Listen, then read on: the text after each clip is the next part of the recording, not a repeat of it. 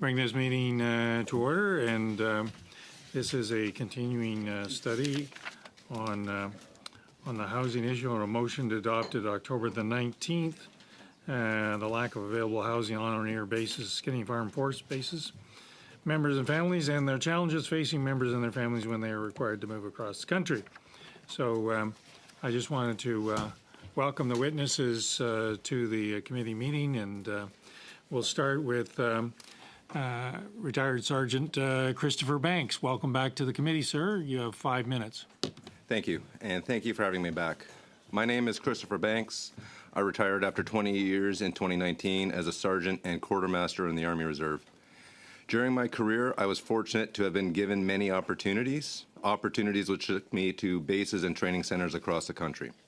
I have been fortunate to meet and engage with many members of the forces and in the veteran community. The challenges members face are nothing new. It has been an issue discussed since I was a young troop. I remember seeing the PMQs being torn down in Toronto as a private. Now there is nothing for Toronto, and Toronto isn't alone in that regard either.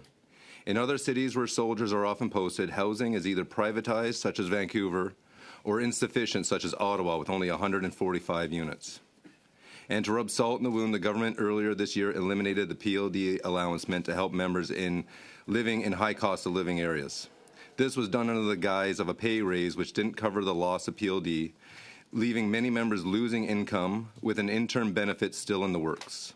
This is a significant part of the recruiting and retention problem the CAF faces. Debbie Lowther, the CEO of Veterans Emergency Transition Services, testified to the Veterans Affairs Committee on October 31st this year that her organization has and continues to assist serving members living in their cars due to the cost of living in their posting location. I encourage the committee to include her testimony in your study and invite her to testify in person. With so many housing needs in larger metropolitan areas, I would ask the committee to study the possibility of repurposing federally owned office buildings in urban centers no longer in use due to work from home into apartment-style PMQs and barracks for military housing. The situation isn't much better on bases either. Wait lists for PMQs can be longer than the posting for some members. Barracks aren't always available or an option if the member has a family, and living off base in the current real estate market and rental markets create economic stress on the member and their family. Members have raised issues with the corruption and apathy of the maintenance contractors. Families feel like they are nickel and dimed when making requests. Many of the PMQs are old, lacking modern insulation, heating, wiring, and just outlived. Units are condemned, awaiting repairs or demolition while families wait. For families, the challenges continue.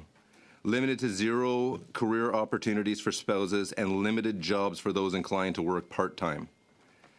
Education can be less than stellar depending on the posting, and for those with dependents with special needs, the posting can endanger them. And for healthcare, most of the bases don't have a full hospital, and off base we are subject to the same lack of doctors that the whole country faces. I also encourage the committee to include in their study the barracks. Barracks are suffering from the same issues. Not enough, and many that do exist are in poor repair. There have been promises of new barracks to address the shortages on bases for more than 30 years. Please consider not only the barracks, which are full-time housing units, but also the transient barracks used for courses or taskings, particularly by reservists during summer training surges and operational pre-deployment phases. It is too familiar an occasion when reservists arrive en masse to a base or training center for months of training to be told there aren't enough rooms available, so they'll spend the sweltering summer or frigid winter in a tent. What Canada needs, not even right now, but decades ago, is a surge in federally built houses and apartments on bases, such as Canada did when soldiers returned home from the Second World War. Not more privatization, which only exacerbates the problem. Every single time something is outsourced or privatized away from the military, the quality goes down and only the cost goes up. In conclusion, I would like to express the pain felt by the Canadians who comprise our armed forces. As I mentioned, this is part of the CAF's recruiting and retention problems. Many have given up.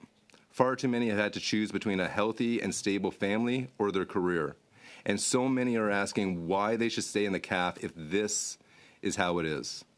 This is just one of many serious issues facing serving members, and there is little faith among the serving or veteran community that things will change. When we see how things are being addressed by the powers that be, many have lost faith in the system they defend. Thank you. Thank you, Mr. Banks. Ms. Hill, 5 minutes, please. Good afternoon, Mr. Chair and members of the committee. Thank you for the invitation to come before you today and speak about some of the research that I've been a part of. I come before the committee as a PhD candidate at Queen's University and a member of the Families Matter Research Group, which is led by Dr. Heidi Cram out of Queen's University. My doctoral research has focused on better understanding the educational experiences of adolescents living in Canadian military families as they frequently relocate and transition between schools and across education systems. I'm a civilian with no military experience. However, I grew up in a Canadian military family and have firsthand experience of what it's like to be a military-connected student. I also became a certified teacher in Ontario in 2015. I'm here to share with you today what we currently know about how frequent relocations can impact the educational experiences of military-connected children and youth. To date, the knowledge base has been overwhelmingly informed by American research and often captures the perspectives of parents and educators. From available research, we know that military families relocate 3 times more frequently than civilian families.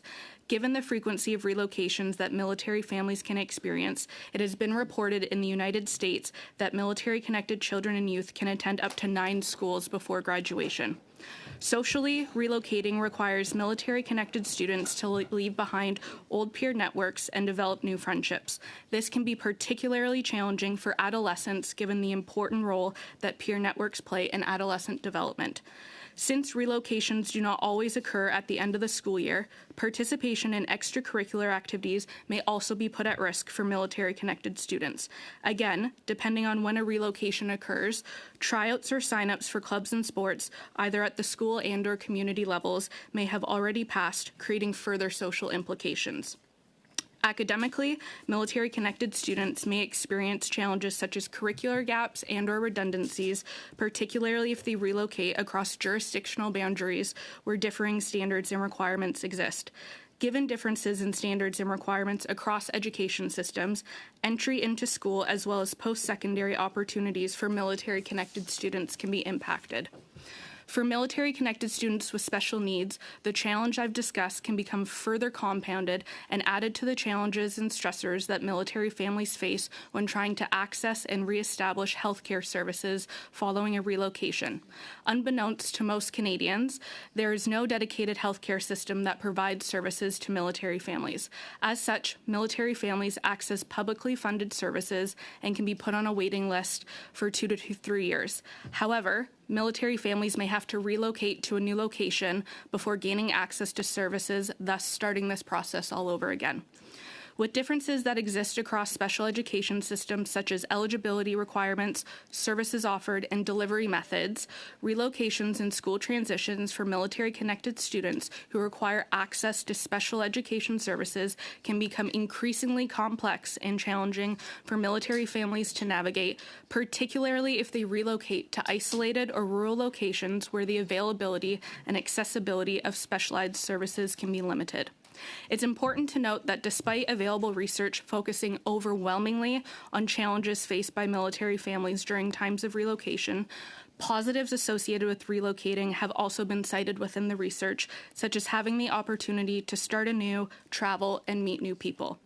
In the 2013 Ombudsman Report on the Home Front, it was identified that child and youth education is consistently identified as one of the dominant reasons for release from the Canadian Armed Forces. Despite this, there has continued to be a lack of Canadian research conducted on the educational experiences of military-connected children and youth. In fact, I am only one of a few individuals within Canada who is conducting research on this topic and trying to raise awareness of a unique population whose needs and experiences are not well understood.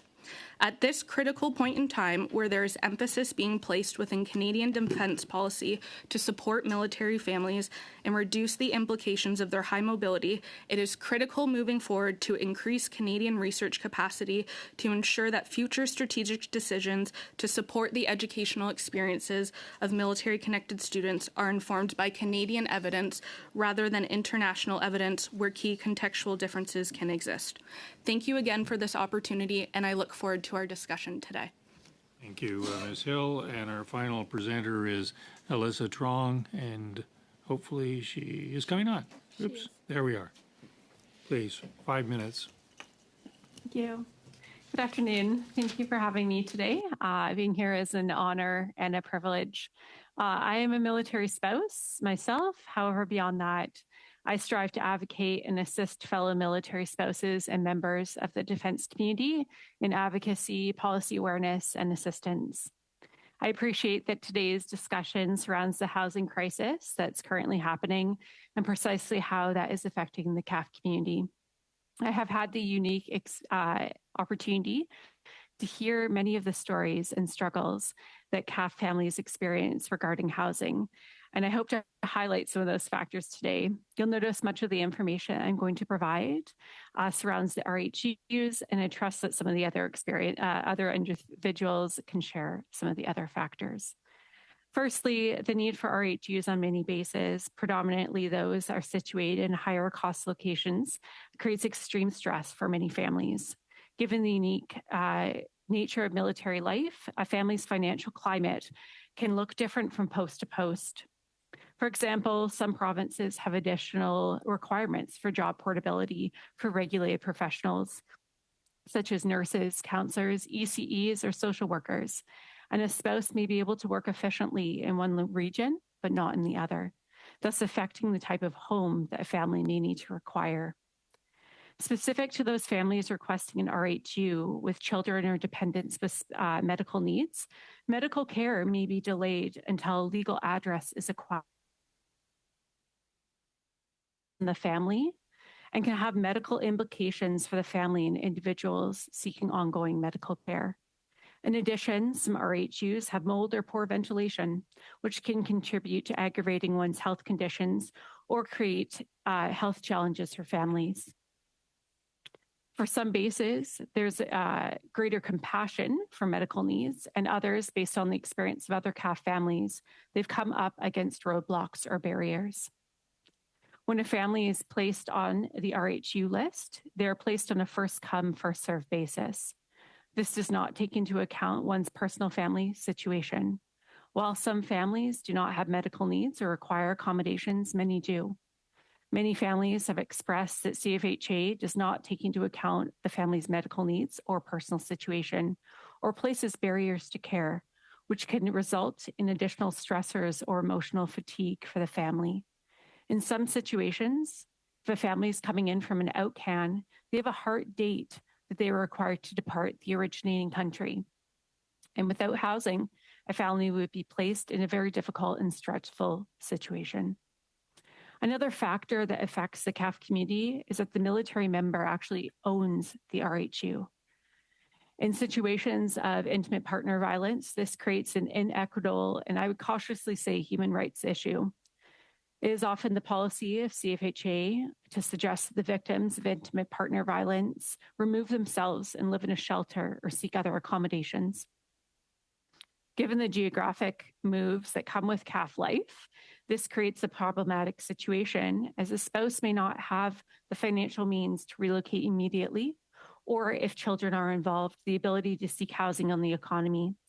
The public knowledge of this policy creates a potentially unsafe environment, as spouses are often cautious to leave an abusive situation because the member owns the RHU, perpetuating this cycle of abuse.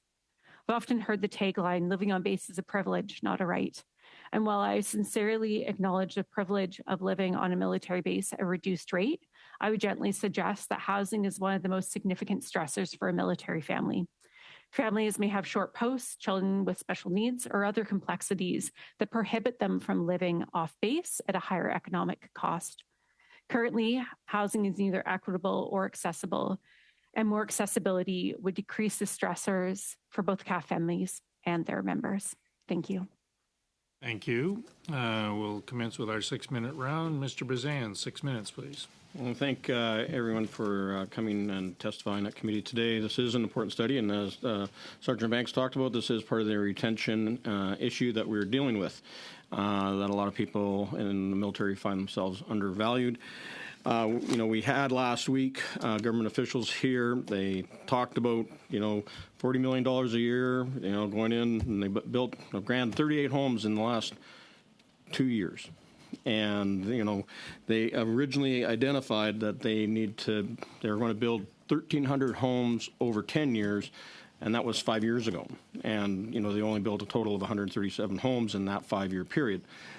We know that there's a wait list of over 4,000 people wanting to have military housing.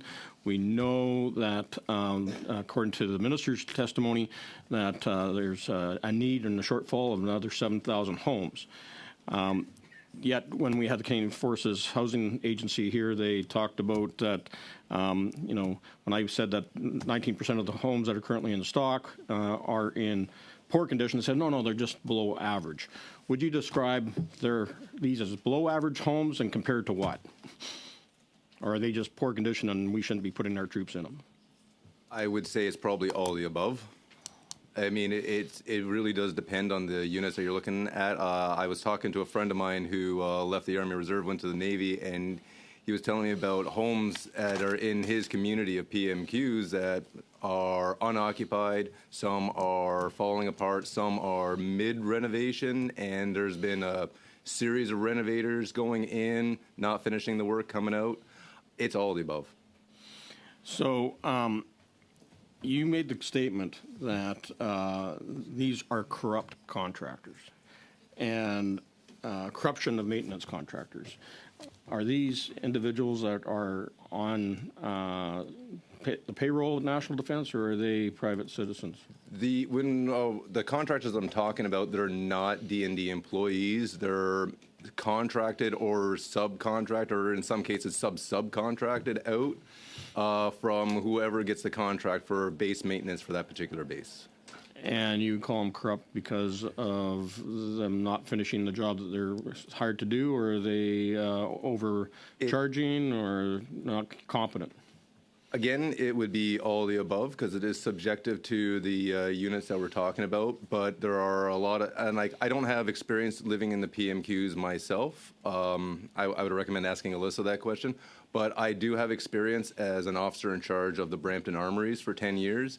I dealt with those contractors. There was a lot of the work's done, the work's 99% done, and they'll never show up again. There's a lot of work getting just, it's done on paper, but I never once saw anyone come into the building to do the work. That kind of contract corruption, as I'm sure what they're referring to. So to both Sergeant Banks and to Ms. Turong, in the issues around finding appropriate housing, there is a need then to go off base because there's a lack of available or proper housing for families, and then you have to go into competition. The Liberal government has made a lot of hoopla and photo ops with their Housing Accelerator Fund.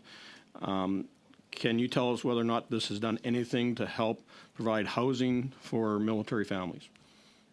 I've been out for 4 years. I'm going to defer to Alyssa for that one. Okay.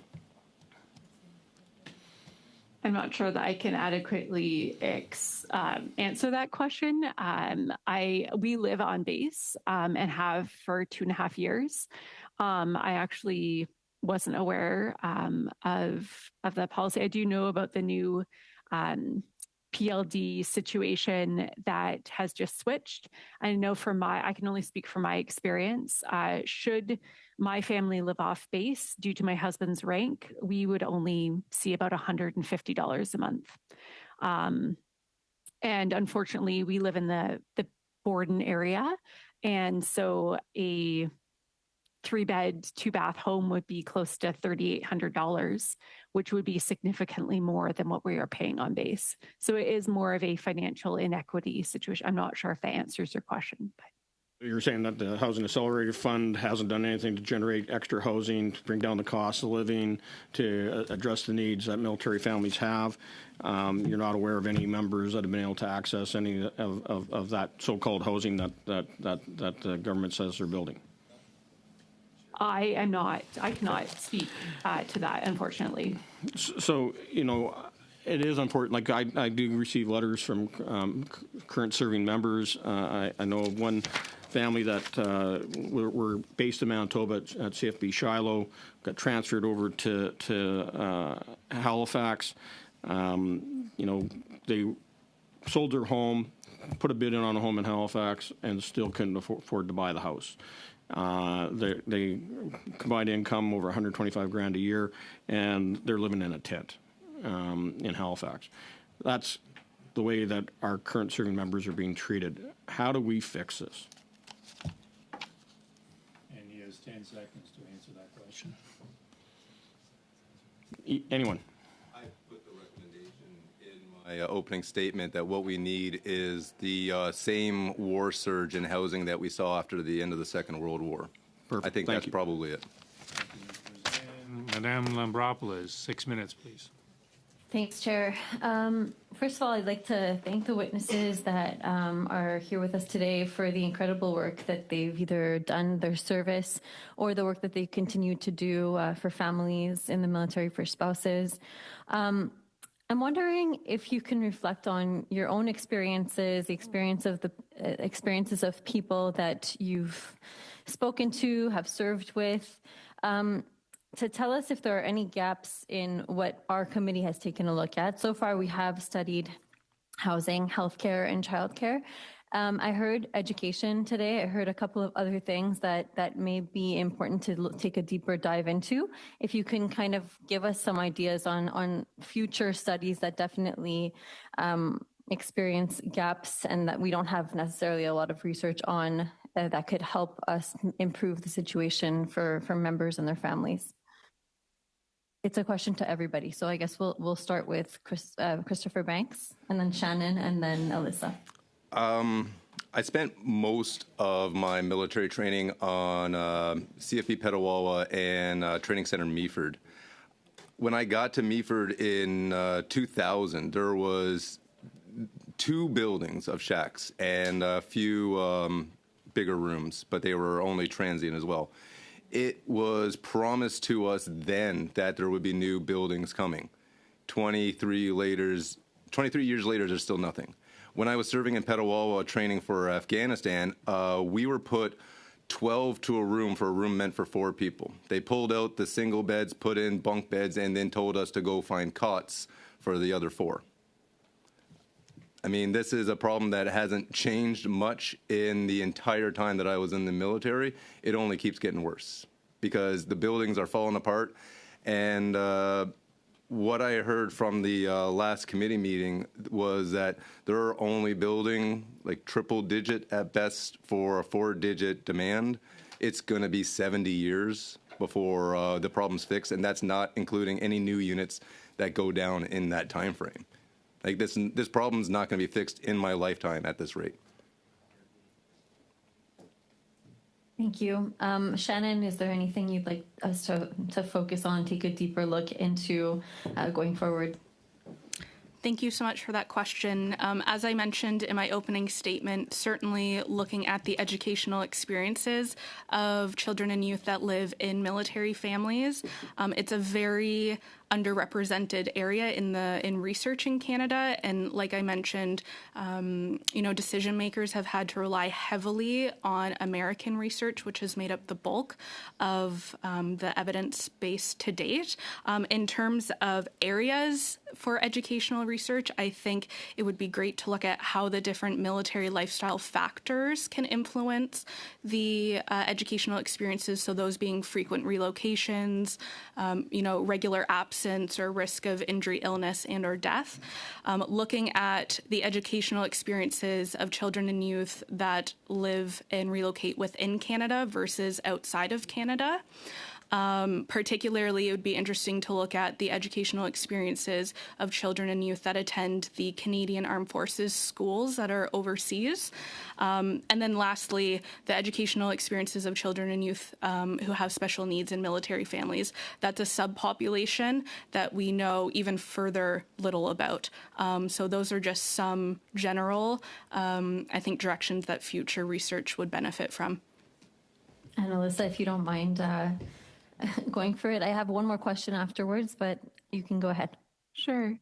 I did highlight some of the inequities when it comes to spouses not having rights to live on base when intimate partner violence happens. It is a passion of mine to ensure that not just the military member is cared for, but also the family. I think that would be a prudent area to look into, given that I know from personal, just anecdotal experience that many women, especially, hesitate to leave abusive situations because they are fearing to be homeless. Thank you very much. A couple of you spoke a lot about education and about kids, being some of them being worse off than others, especially those who have special needs. And when they're moving around frequently, it can definitely have a major impact on their lives and on their educational journeys. And so I'm wondering if anybody here could tell me what the procedure is for choosing which families are going to be moving around, and if there's anything that, if some families who do have these additional challenges to deal with within their own families, if there's any way of exempting them from moving as many times, like, is there any kind of way to improve that by not, by taking the needs of certain members into account when making these kinds of decisions? It's my understanding that these decisions are usually done person by person and done by the career managers. So I'm not too sure that it's a broad policy solution, but more of a personnel management solution. I would also say that to your last question, there was when Shannon brought up the special needs, I was reminded of a point that I wanted to make. The families that get separated because of their family needs. When I was working in Brampton, there was a gentleman posted to my unit, but he couldn't bring his family with him because he had 2 children who were special needs. So he ended up separating from his family and only seeing them on the weekends. And that's actually pretty common, families who are separated with the parent living on base during the week and then maybe having the chance to go home during the weekend. Thank you, Ms. Lambropoulos. Mr. Champoux, bienvenue on me commenter. 6 minutes, s'il vous plaît. Mr. Champoux, welcome to the committee. 6 minutes. Thank you, Mr. Chair, and thank you to the 3 witnesses who are with us today. Sergeant Banks, thank you for your service. It's a pleasure to meet you. All good? During your opening remarks, and even later on, you talked about buildings that were falling apart and services offered to active CAF members who are not up to par. Clearly, the conditions are not attractive enough for people to consider a career in among the Canadian Armed Forces. These conditions are well known and are reported by members who left the Canadian Armed Forces. They are no longer in service. People like you and some of my constituents who also were members of the CAF talk about these things. But with regards to the active members of the CAF, we don't hear as much. I believe that there is a notion of loyalty that makes people ill at ease with reporting such issues. Are there any mechanisms or systems in place at the CAF that would allow military personnel to share their concerns and to be perhaps consulted, because this will have an impact on their lives and that of their families? Or will they just pardon my the way I'm saying this, but will they just be obliged to vent about this? Is there good communication at the armed forces? Could you just rephrase the question, please? I'm just trying to put that into words. Sorry. Tout à fait. En fait, Here's what I'd like to know. Among the armed forces, for active military personnel, is there a system in place that allows them to report dissatisfaction, the issues that they have, or if they want things to change, for example, how they're treated during transfers, or when they're on certain bases? Can they freely express themselves? Can they report on these issues? To say that they can freely express themselves, no. We're pretty regulated in that fashion. There are policies that are supposed to ensure that career managers and leadership have open door policies so they can have these kind of discussions at the lowest level. But that's entirely subjective to the personalities that are in those leadership positions, because unfortunately not every person who gets into a leadership position is fit to be a leader, and that's just the reality of it. There's also the grievance system within the military that can be utilized, but there's also a lot of trust issues the military community has about the grievance system, a lot of allegations of those same poor leaders who will take a grievance, throw it in the garbage, rip it up, or use it to smear someone's campaign. So while those mechanisms do exist, there's not a whole lot of trust in them. je comprends qu'il y a encore une espèce de résistance à accueillir. So I see that the Canadian Armed Forces are resisting these kinds of comments. So I guess that there isn't that much communication, and so, or rather, personnel is hesitant to share their experience. And that is what brought you here today. Ms. Hill,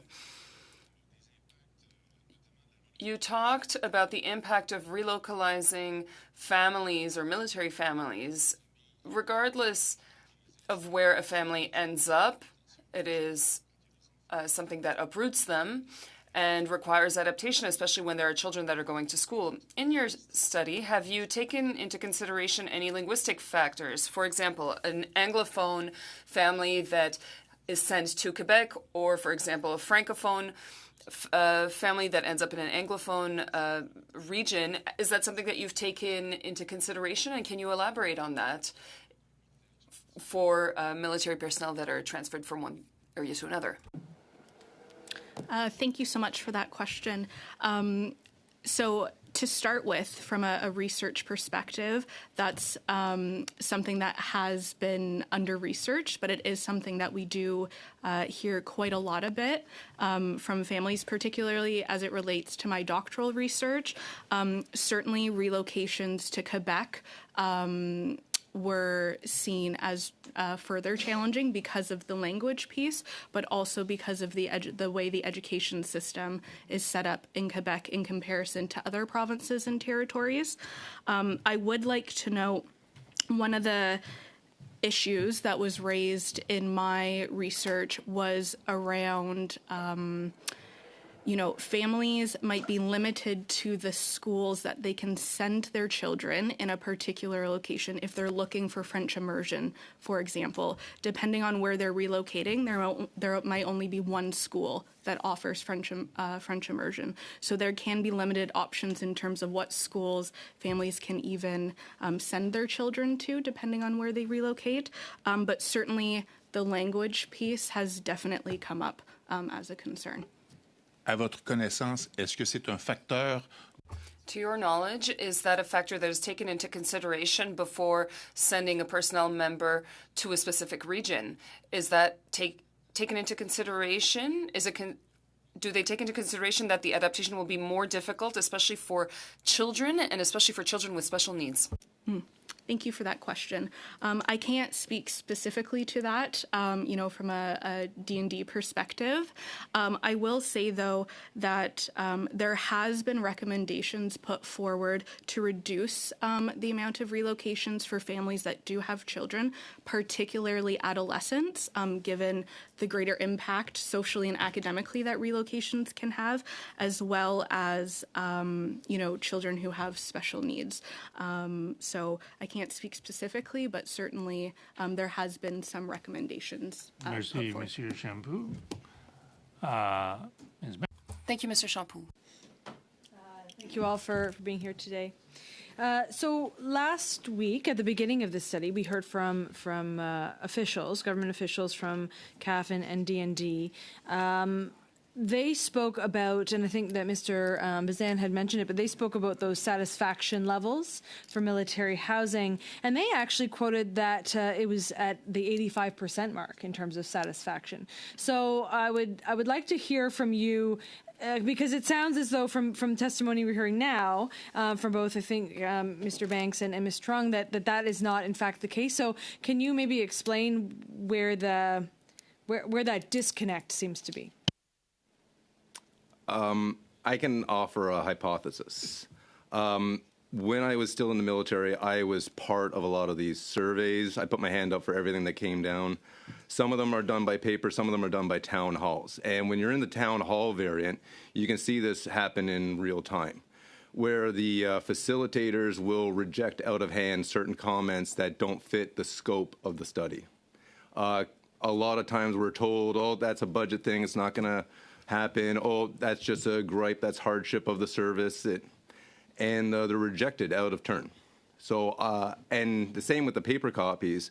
When we do those paper surveys, we get together afterwards, oh, what'd you put? And then when the eventual report comes out months later, we are all getting together like, hey, where's the comments we brought up? They're nowhere to be found in the highlighted section. You got to go all the way back to the raw data. Ms. Trung, from a spousal family type aspect, can you put forward maybe an equal hypothesis? If I understood your statement correctly, 85% of families said they were happy with on-base housing. Was that correct? That's what we were told last week, yes. Okay. I would say that that's probably fair, that those of us who do get the privilege of living on base are probably reasonably happy. I'm very happy to have a roof over my head. But I think that the greater stressor is that there are an astronomical amount of families that do not get that privilege. So I think that, if we were to be posted somewhere that doesn't have that ability for us to seek housing, then we would be outside of that demographic. So I'd be actually curious to hear the actual demographic that they were looking at and screening, as opposed to if it was like an overarching number. So it's more of like an 85% of an overall 15%, as opposed to 85% it's possible. of total. Right. Certainly. Okay. Yeah. All right. Thank you. In terms of the ability, and I wanted to hear from you, Ms. Strong.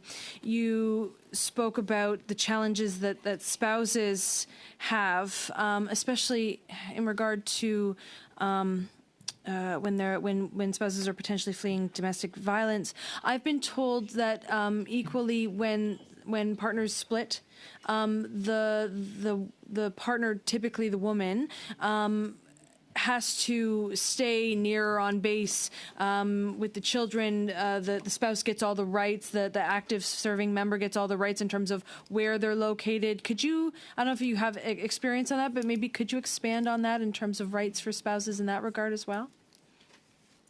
Certainly cannot speak officially, but I can speak based on my own experience working with and alongside military spouses. That is correct. I would say that I'll give an example in Borden. If someone were to be fleeing domestic violence here, they would more than likely, and children are involved, would need to live in the geographical area, which is not affordable. And so that often can place individuals in a difficult position because they are unable to afford and therefore have to make difficult decisions with custody arrangements. So it is certainly a concern. I would certainly love to see some greater advocacy and guidelines around what happens in these types of situations to ensure that both the family as well as the member is protected. And in terms of any of those financial supports, PLD or CFHD or whatever, are any of those extended to those family members in circumstances where they have to find additional housing because of an abusive situation or a breakdown in the family unit? So when you're a military member living on base, your rent comes off of the military member's pay, and therefore any things and money that gets allocated is a benefit to the military member, not to the family. So those women have no access. Okay. That is correct. And Ms. Hill, I just wanted you to expand. I don't know if your research expanded to so children that are moving around and that are experiencing these difficulties throughout their life, and all of the things that you had mentioned. Can you expand? Have you looked at what happens after they age out and as adults? What are the complications? What are we looking at that way? Could you be more explicit on that? Thank you so much for your question. So from a Canadian perspective, I'm not aware of any research that has looked at that. So again, another further area for research. You'll probably hear me say that a lot today as it relates to military-connected children and youth and education. We just don't have the research. So I think it would be a great further area. Now, in saying that, there is a body of work that is coming out of the UK, particularly around post-secondary or higher education pathways, so sort of once they've graduated, which somewhat relates, but otherwise, no, there's not any research that I'm aware of. Next 5-minute round, Mr. Kelly, 5 minutes. Thank you. We had some testimony last week about the condition of homes, and there was a lot of talk about average and below average homes. And average is of course, a statistic compared to everything else. And homes could all deteriorate at the same pace and still be in average condition. In the mortgage business, when we read an appraisal, an average condition home is really meant to mean not a very nice condition type place. So I'd maybe ask both Sergeant Banks and Ms. Trong about what the actual condition of a typical dwelling on base. I would struggle to say that it's all the same because it's going to be wildly different from base to base. Just some examples from your career. Paint peeling, lead paint identification, asbestos identification that takes years to remediate, broken faucets, broken utilities, you name it. Okay, so is that a characterization that you would say is typical, sort of average? Typical. Okay, so a typical dwelling on base would have health hazards like asbestos, exposed asbestos, lead paint peeling? When I speak, I'm not speaking limited to the housing units. I'm talking about every building that was built prior to the 80s. Okay, and that's most of the buildings. Most of the buildings are built in the 50s and 60s, correct?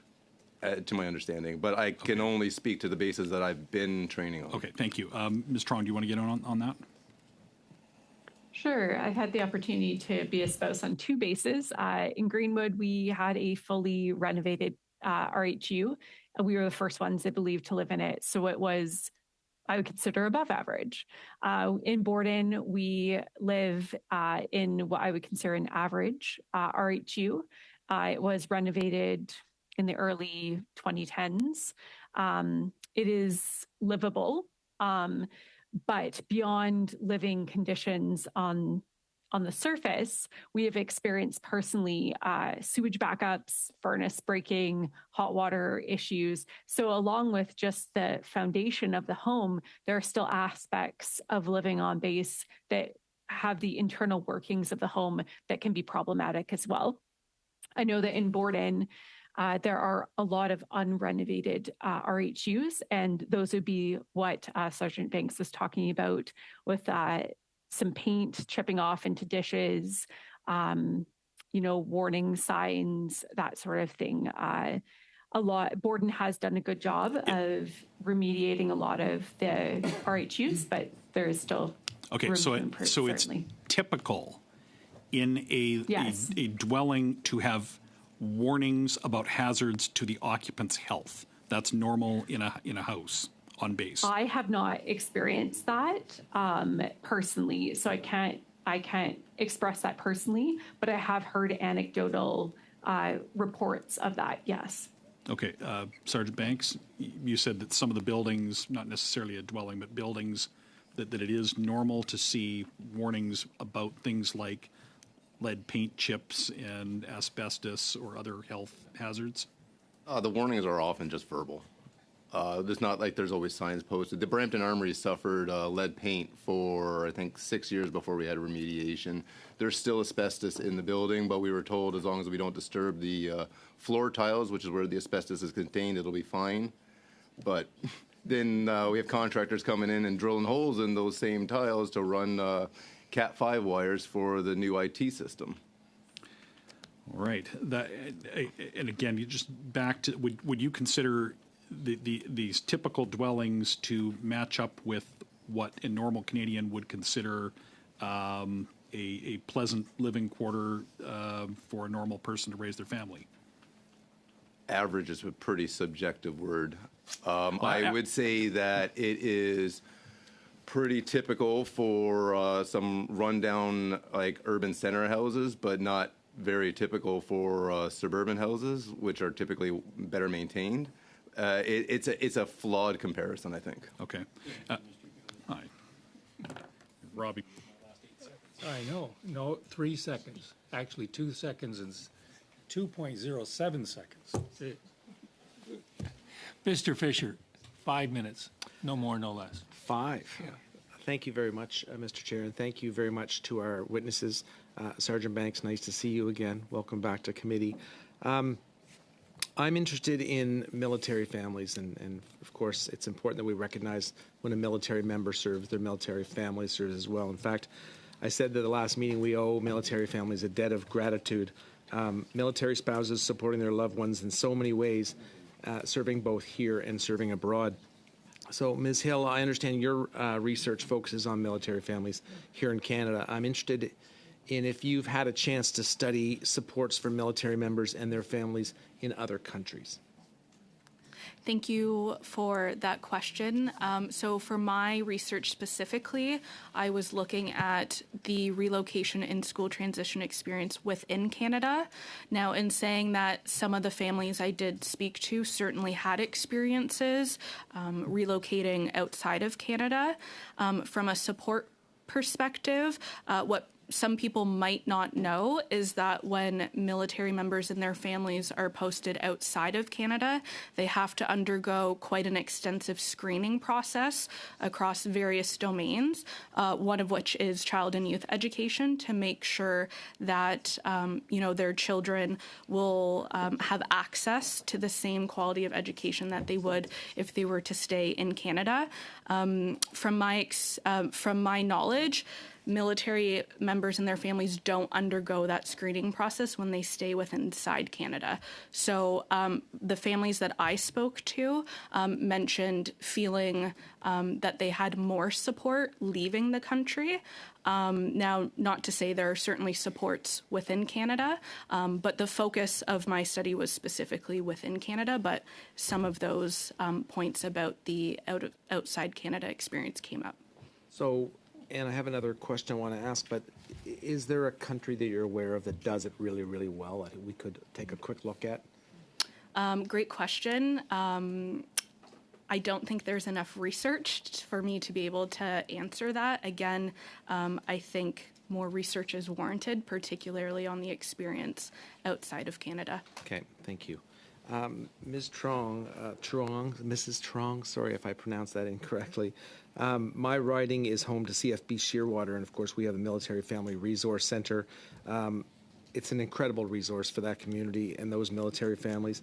And I remember that, and we had a chance to chat with officials, so I asked this question. We had invested in 2018 new funding to modernize the Military Family Services Program and provide additional supports to military families. So you do an awful lot of work, and you've been recognized for that work with military family resource centers. How important are the MFRCs to ensuring that military families are supported, especially as it pertains to relocation? They are vital. I don't think that without supports, families would be able to traverse the number of moves that they would be able to, that they have to do. And like you noted, you're in Shearwater. Every MFRC is very different depending on the demographic that they serve. We've had two different experiences between Greenwood and Borden, and I would like to see also a little bit more of leveling of the playing field with that too, because it can be very stressful to try to traverse moves, schools, healthcare, etc. So they are an invaluable resource. Absolutely. Thank you for that. Back to you, Ms. Hill. You listed off a bunch of things that would impact young people going to school through their education with multiple relocations. You talked about one example where somebody went to 9 schools. I'm aware of someone that went to 3 different high schools in a short 3-year span. You talked about 2 clubs, sports, leaving friends behind, curricular gaps. But then you said there are some positives from this, but then you moved on. And I was my interest was piqued on that, because I can't, for someone that has never had to relocate, I struggle to think of what some of those positives might be, other than seeing this great country that we live in. Yeah, that's a great question. And just to clarify, the note about the 9 schools is that it's been reported in the United States that students can attend up to 9 schools, so certainly that can differ.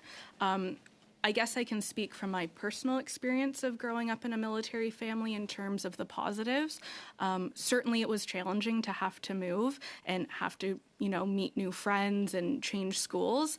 But I am very fortunate for the experience. To this day, I've met so many incredible people who I've stayed in touch with. I know people all around the world because of, through meeting them. And a lot of the adolescents that I spoke to in my study also talked about being proud of living in a military family despite these challenges. So I just wanted to emphasize that, because I do find that often the negatives or the challenges get focused on a lot, and it is important to note that there are We're going to have to leave positives. the answer there. Okay.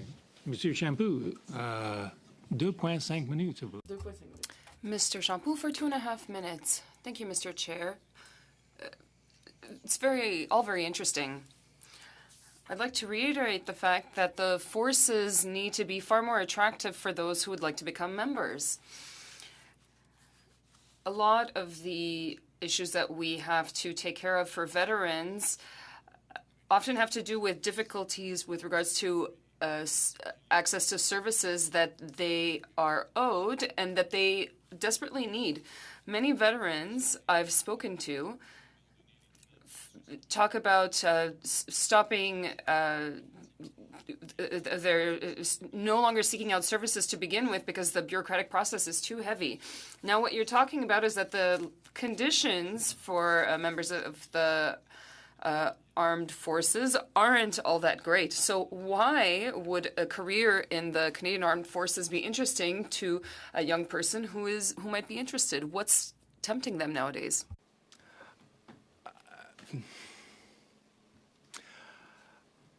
Sometimes it's easy to think that we're sitting here with a list of complaints, and to think that I hated my career, I didn't have a good time. For everything that I have negative to say, I also have a lot of good things. I had some of the best experiences in my life. I met some of the best people in my life there.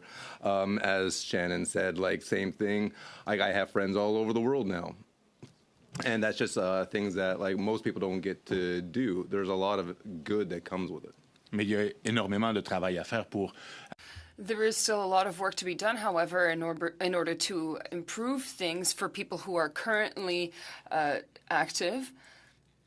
Do you have the impression that anything is being done to correct all these wrongs? I get the impression that we're always faced with the same issues for veterans who deserve better treatment, but also for those who are active right now. Are you optimistic? I would say that there are a lot of genuine people within the military and supporting the military who do genuinely want to see improvement and do genuinely work hard to make improvements happen. They are small and incremental sometimes, but they do exist. Madame Matheson, 2.5 minutes. Thank you. Mr. Banks, you talked a lot about the maintenance and property management on base, those contractors, subcontractors, subcontractors. I've certainly heard from a lot of the union representation where those services used to be provided by full-time public servants on base. Could you talk about the feelings that exist now and how, I mean, you talked about it before, but to go into a bit further depth just about, I guess, that relationship with what you see in terms of those contractors, subcontractors on base? I mean, on one extent, there's a problem with the availability of contractors. There's so many contractors that get blacklisted because of piss poor performance, pardon my language, that they do during the course of their contract. And because there's no one willing to take up or tender for the next contract, that blacklisted company gets hired once again to do the same terrible job all over again. That's always been a problem. And from my perspective as an OIC Armories, it was that they were trying to centralize so many services that the smaller armories that were outside, like for Brampton, like we were pretty far outside of the city of Toronto comparatively. We were often forgotten because we weren't in that Toronto bubble, but we were still supported by the Toronto garrison. Often, base commanders, they're forced to, because of the way that the financial pots of money, I guess, are split. They're forced to go through those contractors, and yet they're told that saves money overall. Do you believe that that's the case? Given the number of times that we've had to spend money out of, like, pull money from other line items to spend on fixing the gaps that the hired contractors have left, I would say it's probably no. Okay. And have you ever seen maybe an instance where somebody, like an actual forces member, has had to spend their own money because they can't deal with the fact that things aren't being fixed as they need to before? Unfortunately, I'd probably have a harder time telling you the number of people that didn't end up spending their own money on, whether this is their own equipment or just stuff for the office, stuff for the armories. Okay, thank you. Ms. Matheson, wouldn't want to confuse Gallant and Matheson. That wouldn't work, would it? Ms. Gallant, 5 minutes, please. So contractors are telling me that new builds must have heat pumps on bases. The problem is if it's an existing home that needs to be redone, the wiring has to be done because these are World War II era housing, and they may only have 60 or 100 amp service. So even if they take it down, that's all they've got for service. So that doesn't even include the vehicle chargers that for the electric cars we're going to be forced to buy after 2035. So the problem isn't just the wiring in the homes, but the distribution lines don't have the capacity to bring in that kind of power. So if people in a neighborhood all have their furnaces on in the winter, then they get home and plug in their cars, and then everyone starts cooking, the transformers get fried. This means that not only are we going to need more housing, but we're going to have to replace the existing housing. So we really have not only a crisis now, but another one in the making. Are any of you aware of how the cycle of new builds are prioritized? or even which buildings get renovated? Do you know how that cycle works? That is not information that is typically shared with people outside of the procurement offices, the real property offices, I mean. Okay, there is a cycle that they go through, and depending on, they triage it, so to speak. I can only imagine, based on my understanding of like the military system at large, that there is a system, but that's not something that they share. Okay. In your experience for new builds, who is responsible for issuing the building permits and who does the inspections to make sure the buildings are built to code? Do you know? For new builds? For new builds, on base. That is outside of my expertise, I'm afraid. Okay, because it's federal land and the usual building inspectors don't apply. So I'm just wondering where they get the building inspectors, because what we're told back in Petawawa, corrupt contractors, they would build a place, they'd look at the walls, have the insulation and vapor barrier in, and as soon as somebody looked at it, they tore it out and put it in the next house. So then close it up, and that's why we have some that are very cold. In your research, how long does it take for housing with black mold to be removed and the proper vapor barriers installed? I would defer to Alyssa for that question. Okay. I do not have an answer for that question. I'm so sorry. That's also outside of my scope of knowledge. Okay, so you didn't have any families attending the Family Resource Center where the housing was in such poor condition they needed some direction on how to go about having that ameliorated? I'm sure that I am aware of families that have had significant issues with their RHUs. I just don't know about timeline nor the proper policies or procedures that they went through. Okay. Were you made aware of any family crises that ensued as a consequence of Brookfield Global Relocation Service, BGRS, being hacked? I am aware of the hack. However, I also cannot speak to any personal experience. It's not been something that has impacted my family. It's something I saw in the news, but beyond that, unfortunately, I can't speak to that. Okay, so we had to deal with crises of families that had to be moved by a certain date, and the Brookfield was handling the money and the move, and they were down for a couple weeks, and the crisis was there. Even the minister wasn't aware of it, and nobody in the chain of command knew how to deal with it. So I just thought maybe you being with the PMFRC, you would have known how to handle that. But I know it's a bleak illness. Unfortunately, I actually don't work for an MFRC. I'm just a military spouse that does some advocacy as well as is heavily involved in the community. I am aware of people who were impacted, but I don't know to the level of impact that they were impacted, unfortunately. Thank you, Ms. Golan. Do you have anybody that you could bring before this committee that would give direct testimony of insulation and vapor barriers being taken out after an inspection and put into another unit? Do you have anybody that you could bring before the committee to say that?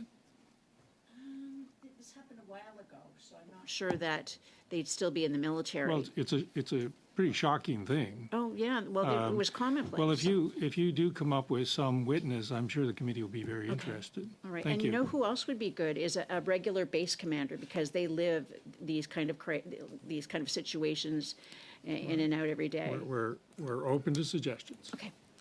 Mr. Collins, 5 minutes. 5 minutes? Thanks, Mr. Chair, and thanks to the witnesses for your attendance today. Mr. Banks, I really liked your comments related to the whole issue of residential conversions, office towers, I think you referenced, in terms of providing an opportunity for government to leverage their assets in providing housing. I sat as a city councillor for a long time on our municipal nonprofit, and we faced many of the challenges that the military faces today. We had long wait lists. We had housing stock that was built in the 60s and 70s and limited resources to fix those units, as well as build new to accommodate those people that were on the wait list. And so we had to look for unique ways and opportunities to provide new housing for those people that needed it.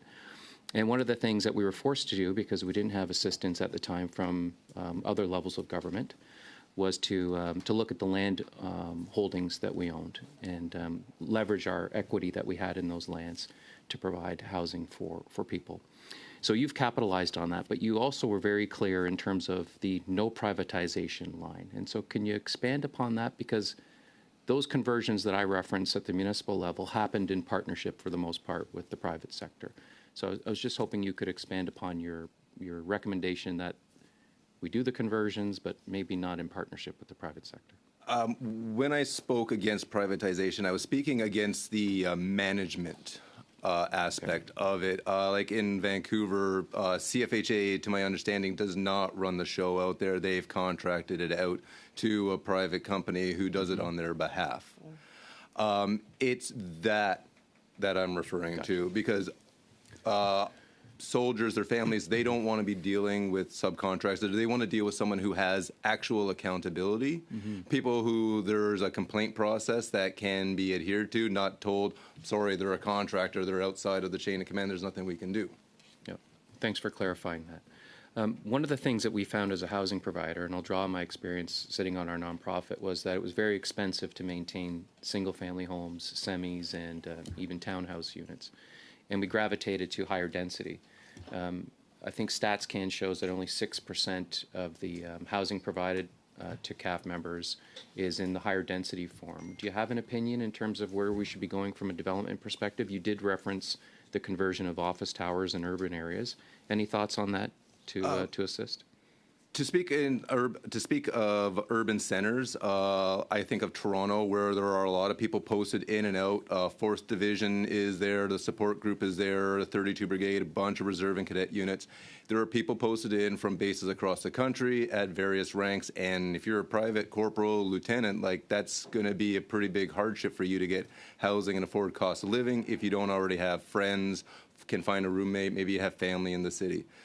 On base, there is an appetite for condo or apartment style housing in favor of the traditional houses. Not everybody wants a house, not everybody wants to maintain a property. Some people just want a quiet space. There is diversity among the demand, so it's definitely there. Okay, thank you for that. Ms. Truong, you talked about domestic violence, and you raised a great issue in terms of the opportunities or lack thereof that exist for those people trying to escape family violence. And I hadn't thought about the whole issue of when you're in a remote northern or rural area, there aren't a lot of housing opportunities, and by extension, there aren't a lot of emergency shelters that women or others might seek in urban areas. How is that issue dealt with currently in terms of those who run into the circumstance of having to escape? They've made the decision now to leave the housing unit that they're in, but they're in an area that might not have those social supports in place like we would in large urban centers. It's a great question. I would say that there are probably areas that predominantly women can go to, but they often create additional barriers. So I'll give an example of in Borden, the closest women's shelter is about 25 minutes away. That includes needing a vehicle, you can't walk. So oftentimes these barriers to seeking social assistance are greater, and oftentimes it's been my personal experience that individuals just simply stay within the family home and in a potentially dangerous situation. Recommendations for the committee that you can provide that would seek to change our current policies? I think that if you don't have top of your head, I'd be interested in receiving them in writing if you could provide them to the committee, because I think it's an issue that needs to be addressed. I would be happy to give some thought to it. Yeah. Ms. Cramp-Nyman, 5 minutes. Thank you.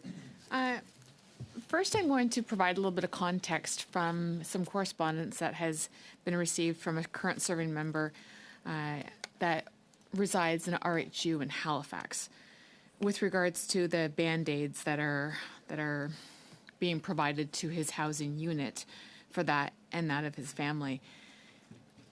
The heat pump unit becomes unserviceable. We've only had emergency heat because the pump did not work. Electrical usage and the power bills effectively have doubled. Open holes in the doors and window frames allow cold, warm air and pests to freely come and go. I've seen photos of electrical sockets installed improperly, doors taped with duct tape to keep the cold out, and pests run rampantly throughout the neighborhood, including rats. This individual suggests that, why am I doing my job if the organization is not giving a speck of consideration or respect to the people it employs, to protect it, Canada, or the values?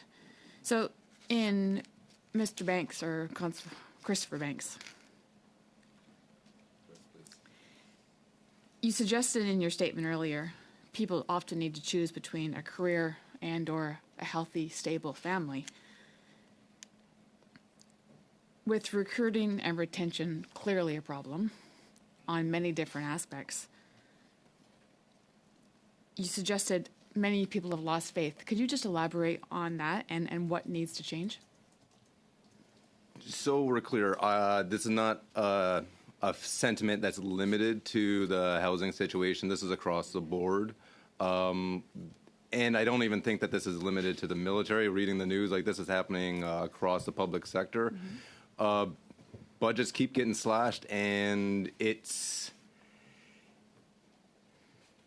I'm trying to put my words eloquently so I'm not being adversarial. It's hard to watch when the powers that be sit in committees like this or make statements on the news that there is no problem, that the budget cut's not going to create a new problem, when we are experiencing those problems like every single day. Every single day there's something that's broken that we're forced to use, missing that we're forced to pretend is actually there, like going through exercises saying bang, bang, because we don't have enough blank ammunition to go around. So we need to spend more and spend it smartly. We would need to reverse 60 years of budget cuts. Okay. In addition to this, with the MFRC, it's clearly, and its mandate is that it's established to help Canadian militaries achieve operational readiness by enhancing the quality of life, enriching the military experience for families. So perhaps, Ms. Hill, if you could speak to the mental health and how it affects military personnel and our families through the studies and experience that you've been doing, with our soldiers and families not having sufficient or consistent housing. Can you speak to your research on that?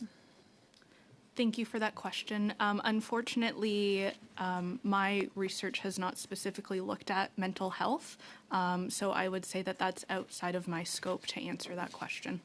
Okay. Perhaps, Chris, if you could elaborate more, in your opening statements, you spoke with regards to the post-living differential. Could you expand on that and how potential relocation, which happened, and how that affects our military personnel? Thank you. It was quite the slap in the face to those who are receiving PLD to be told, especially in the manner that they were told, that they're losing it.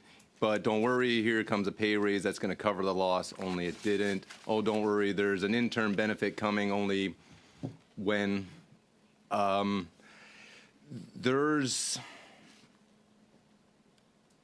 mean, it's hard to just keep dancing around it, but things are breaking. Mm-hmm. And people are breaking, and this can't last forever. Okay, thank you. Further, what are you folks hearing from veterans and or active service members with regards to the housing quality and availability and how it's affecting their morale and further retention and recruitment in general? any one of you. Unfortunately, time. I'm sure someone will work in that question again. Madame Lalonde, 5 minutes, please. Thank you very much, Mr. Chair. I would like to say thanks to our three witnesses who are here today. Sergeant Banks, thank you for your service. I'm going to start my question with Mr. Truong, and I'm doing the same. Truong, I apologize. That's the French accent here. You've been recognized, and I had the great pleasure of being part of that recognition. And I know today you're here to speak about the housing and family member, and I really appreciated your insight. But you were recognized as a leader with the Canadian Armed Forces social community and have been awarded the Liz Hoffman Memorial Commendation for your work as part of the Board and Military Family Resource Center Board of Director. I would really like you just to share with me and with our committee the initiative that led to this recognition. Thank you. I appreciate that. Yes, so I became a military spouse 7 years ago and started hearing the great need that our community had. And I realized that I have lots of tools in my toolbox and ability to meet some of those needs. So I took the opportunity to basically just be present. I read the relocation manual every year so that when spouses ask about moving, I can help answer those questions. And I have had the opportunity to sit on the board of directors at the local MFRC that I am in, as well as spearhead a community grassroots support network as well, which has been extremely life-giving to our community. So those have been some of the reasons why I was recognized, but I do want to amplify the fact that I am just one spouse, and there are many, many like me that take the opportunity to use their abilities and gifts and education to be able to impact the defense community. Thank you very much for that. I wanted to at least acknowledge that recognition that I was privileged to be part of, and some of our committee members also were here. So thanks for this. I would like to ask a question to Mrs. Hill. There's been a lot of conversation today, and you made reference about the lack of research. If you had the opportunity, as you have today, to give us a recommendation as to how can we help you as a researcher to help us, Canadian, the military, but also committee member, to help our military and our families, what would it be? That's a great question. I think, in my opinion, to properly support members and their families, we need to know what their experiences and their needs are. And as it relates to the educational experiences, from a Canadian perspective, we just don't have that evidence base yet. And so we need to know what the experiences and needs are before we can create and implement responsive services and supports. Related to child and youth education, I think just raising awareness of this population, I think would be super beneficial. As I said, it still remains an underrepresented population. So just knowing that this is a population that has unique experiences and needs would be very beneficial. So without putting more in your mouth, what I'm hearing is that maybe a little bit of dollars attached to a research project, or a little bit more, that we don't have to go abroad or to United States for us to better understand the lives of our Canadian military and their families would be a recommendation. Yes, absolutely. More funding for more research would be incredibly beneficial. Thank you for that. And Sergeant Banks, I cannot leave this time without maybe giving you also an opportunity for you to share a recommendation that you would certainly appreciate to see. I know you talked about the federal assets component. Is there other thoughts that could help this committee to help on the housing and their families?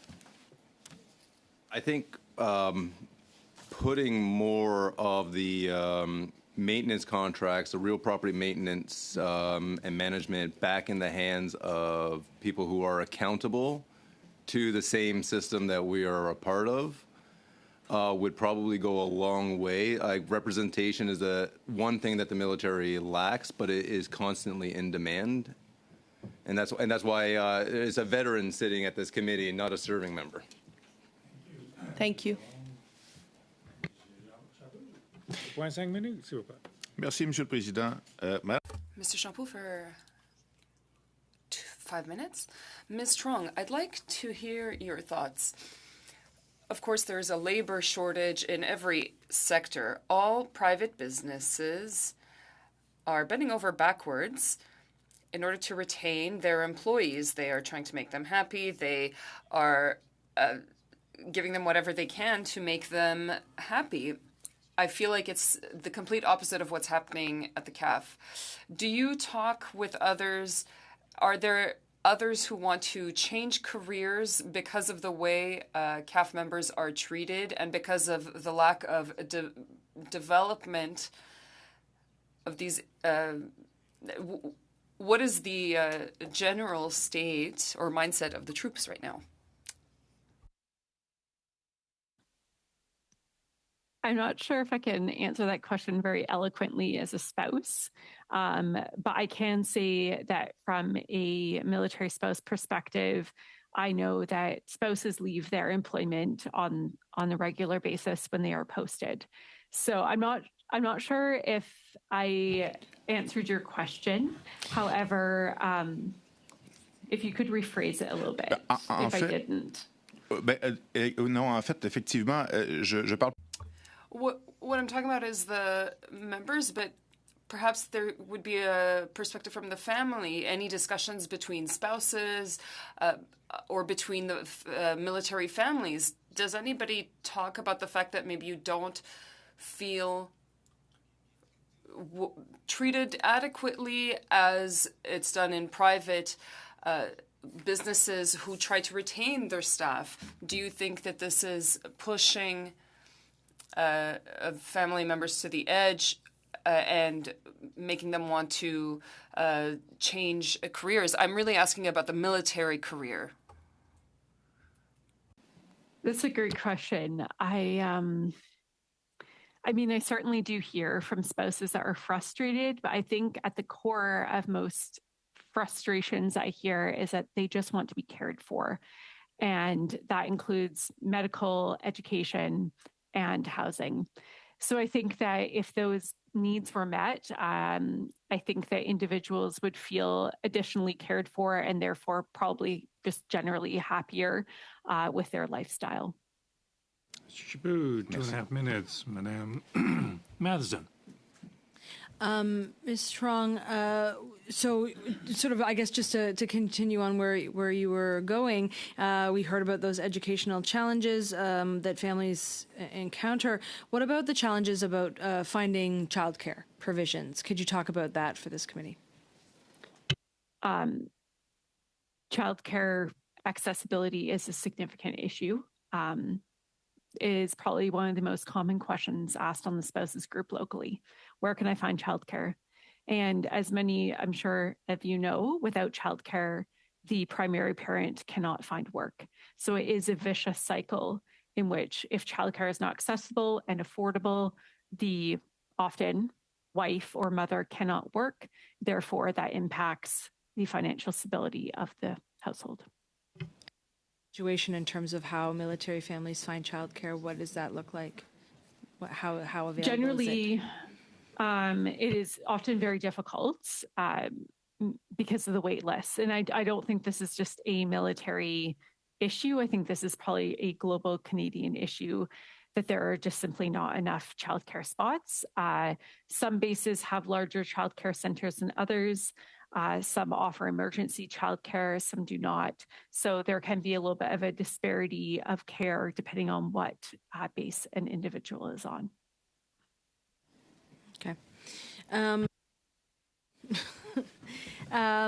In terms of supports that have been announced by the federal government to provide more affordable childcare, what is the provision of the public spaces versus private spaces on bases? Can you give us a breakdown about that? I unfortunately can't speak to that at all. I'm not aware of what public spaces or private spaces would be available. As in Mr. Kelly, 5 minutes. Thanks. I'd like to go back to Ms. Trong, your opening statement. You said, and I want to make sure that I got it clearly. You said that housing is the most significant stressor for military families. In my lived experience, I would say that that is probably accurate. It is I think that the single most significant stressor for military families is housing. I would think so, because it trickles down to everything else. Without stable housing, you're going to be stressed. You may not be able to find work to keep that stable housing. It's a vicious cycle. It exacerbates the other stressors or the other stresses on family life in the forces. I would think so, yes. It's been my experience from hearing from other spouses that that is the single most stressful aspect of being a military family. So fixing this would be critical to fixing the crisis of morale in the forces. Is that correct? Well, I mean, I'm not sure that fixing housing would alleviate all of the stressors, but it would probably alleviate some significant stressors. But I couldn't adequately state what would assist in raising Let me ask the question. Significant morale. Yeah, let me ask the question a different way. Sure. Okay. The issues around housing, they affect morale in the forces. Yes, they do. Thank you. And they would also affect retention. Do you, in your capacity as an advocate for military spouses, are you aware of people leaving the forces because of the stresses of access and availability of housing? I have heard of families that because they're being posted to a region in which they cannot access adequate housing, that they have made the choice to release, yes. But I am not aware of people leaving a base because of housing. It's more of the move aspect of individuals. So the prospect of moving to an unaffordable housing market is a trigger for members to leave the forces. Certainly can't speak for everyone, but I can definitely recall a number of people that I know personally that have chosen to release versus move to another base because of unaffordable housing. Okay. So we're pretty clear about the affordability now. I want to focus back on the actual condition of housing. And I don't know how much time I have left, but okay, good. We got some time. If you could give us more, if you have any more detailed information about conditions of base housing and how they might also affect the quality of life for serving families. I can't speak adequately to overall housing. I can speak to how individuals with medically complex children have traversed housing and some of the barriers that they have seen. I know that that is a significant stressor, but I unfortunately cannot speak to overall CAF-wide how that is impacting families because I only live in one base. Okay, I'll ask Sergeant Banks to maybe weigh in on the same point if he can. Could you just repeat the question? About the conditions that you've observed of housing, and I really appreciate you've given us really valuable testimony about issues beyond housing, but the report that we need to table in Parliament is about housing. So if I could ask you to keep your remarks on housing.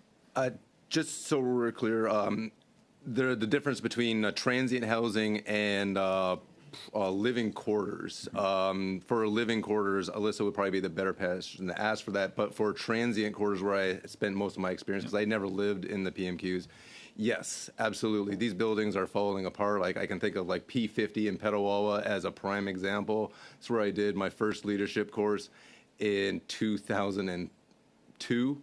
And that building 20 years ago was falling apart. Utilities were falling off the side of the building. Brickwork was falling.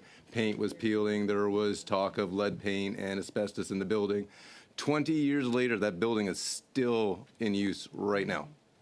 Okay. Thank you. Mr. Fisher, Mr. Fillmore, 5 minutes, please. Thank you, Chair, and thank you to the witnesses today. It's a very interesting opportunity we have here. We've got 3 witnesses, one of whom has been a serving member, one is the spouse of a serving member, and one has parents who were serving members. So you've got some experience about the lifestyle. So I want to talk about the relocation aspect, if I could, or invite you to talk about that rather.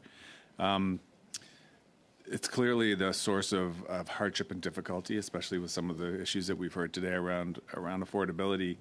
And I wonder if any of you would have, actually I'd love to hear from all of you, if you have reflections on whether we've reached a point where the Canadian Armed Forces should do some reflection on the whole concept of relocation, or at least making some adjustments to it, and what those might be like, and how those, whatever feelings or observations you might have about that. I would love to hear those. And maybe to make it easier, let's start with you, Chris. So one thing I would say when it comes to transfers is to keep in mind that, and it's to answer an earlier question as well, there are inter-trade transfers too, to get the preferential posting. People will leave the trade that they're in because where their trade is centralized in those bases, there's not a good housing market, there's not good situations, so they will change trades to get into a different job. To make a change, it's hard because there is a practical reason for the transfers to move people across the country. You don't want to have units that are understaffed.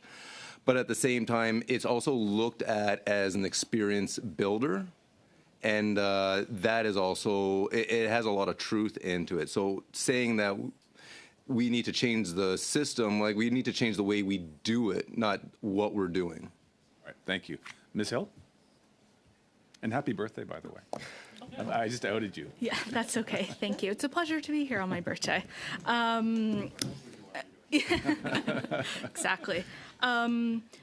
Yeah, I think it's a really interesting question. And to go off of Mr. Banks' comments, I think just reiterating that I think as it relates, again, to a point I also made earlier is that there are starting to be recommendations and recognition to potentially reduce the number of relocations, particularly with families who have children, adolescents or special needs. So I think that recognition has started to be made.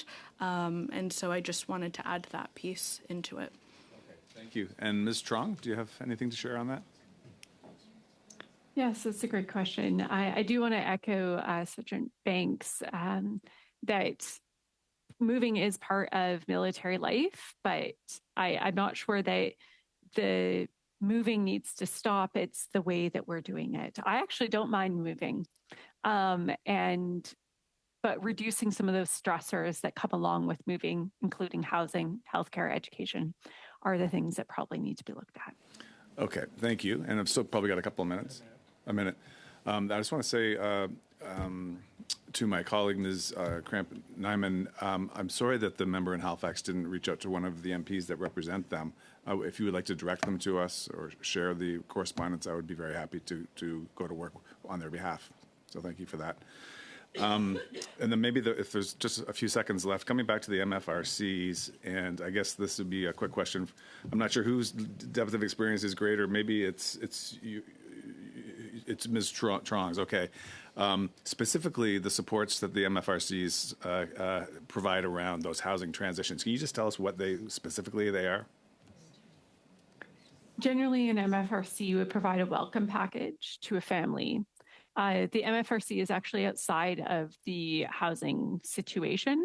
Some MFRCs might provide a listing of local rentals, but I know specifically for Borden, you would receive a welcome package, to my knowledge, when you arrived on the base to help you integrate.